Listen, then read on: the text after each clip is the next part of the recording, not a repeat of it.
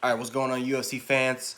Jan76 back here again, and today we're going to be talking about the Yan Jose Aldo fight. Now, obviously, this was a really good fight in my opinion. Great stand-up fight. Utilized both the stand-up and ground game for this particular fight. Both guys did a great job when it came to exchanges. Both guys were very technical.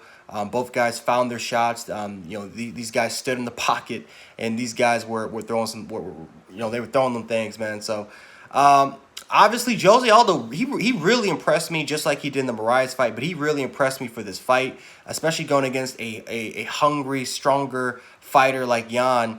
That definitely came in with a lot of power, right? Yan was, this feared bantamweight that's 27 years of age that came with a lot of power. Obviously, the youth is on his side. And Aldo's a guy that's around 33 years of age, but he's been in wars. His body looks, kind of old. Kind of looks like an old man, even though he's 33 years of age. He's been in just a bunch of wars. So a lot of people thought that Yan was just going to finish Aldo pretty quickly. Now, even though that happened, not quickly, but even though he did finish him, Aldo gave Yan everything he had. He gave everything he had. There were moments where Aldo was tired. There were moments where you can tell that he was really, really hurt, and I felt like definitely going into the fourth round, Aldo just didn't look like the same fighter he was in the first, because in the first round, Aldo looked pretty technical, right? He was using leg kicks, and for a moment, he actually, with a really brutal leg kick to Yan, he knocked him, that hit him in the calf, knocked him down.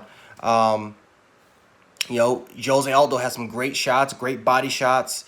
Again, stood strong in the pocket. He was a little aggressive going in. He was a little aggressive going into some of the early rounds. But Yan stood his ground, right? Whenever Jose Aldo had a great shot, Yan countered perfectly. And like I said, it's a little hard to describe, man. This fight was just really good, man. This fight was really, really good, man. And I definitely thought going into the later rounds, that was Yan. That was just all Yan. And it was just something about Aldo in the fourth round. I don't know if he was just hurt going into there and he just couldn't take it, just couldn't really take that much damage anymore, or his body just gave out.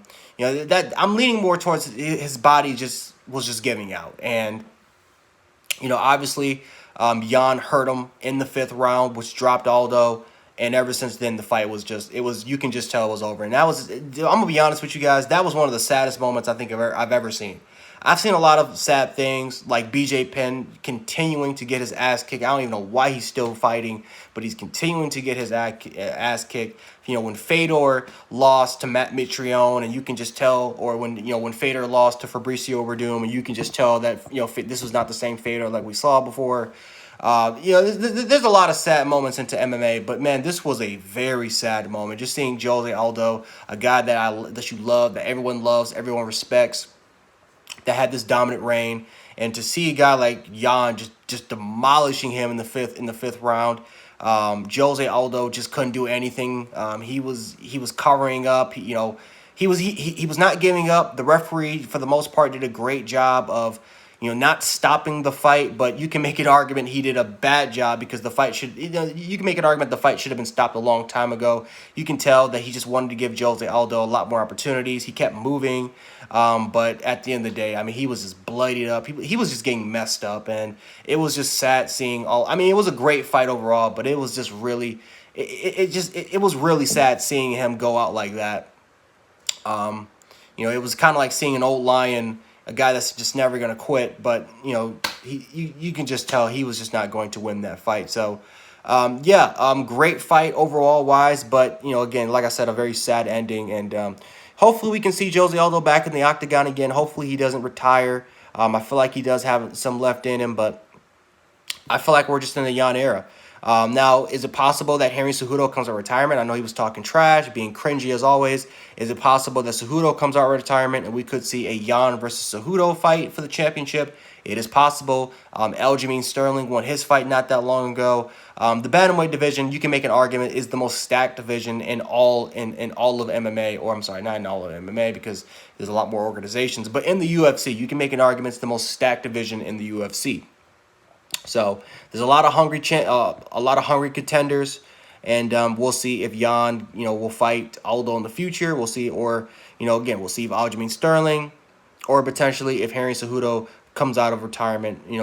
Who knows? So anyway, guys, let me know how you guys felt about this fight. Do you guys feel like this was a great fight? Do you guys feel sad that Aldo lost the way he did? And do you feel like do you feel like he's potentially going to be that champion for a long time? Let me know below in the comment section below, and we can definitely hash it out there. So anyway, guys, Gen716, stay safe. Have a good night. Peace.